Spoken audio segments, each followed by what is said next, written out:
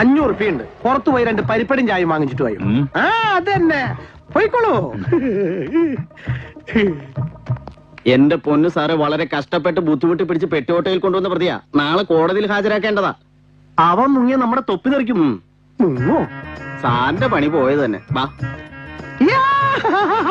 Suspension. Madhavankutty അവിടെ excuse me sir, Himalaya പർവ്വതം ഇങ്ങോട്ട് മാറ്റിയോ? അറിയില്ലല്ലേ? ഞാൻ ചോദിച്ചിട്ട് വരാം. എന്തായി? നീ സാധനങ്ങളൊക്കെ പാക്ക് ചെയ്തോ? സസ്പെൻഷൻ ഉറപ്പായി. 4 കൊലക്കേസിലെ പ്രതിനെ ഞാൻ പരിപ്പട വാങ്ങിക്കാൻ പറഞ്ഞയച്ചേക്കണേ.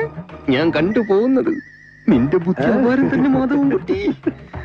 അവൻ എപ്പോ മുങ്ങിയെന്ന് ചോദിച്ചോ മതി. അതാടാ മാമ്പള്ളി മാധവൻകുട്ടി. സമ്മതിച്ച്. സാർ പരിപ്പൂട കിട്ടിയില്ല സാർ, പഴംപൊരി കിട്ടിയിട്ടുണ്ട്. ചാവാം സാർ ഇവിടെ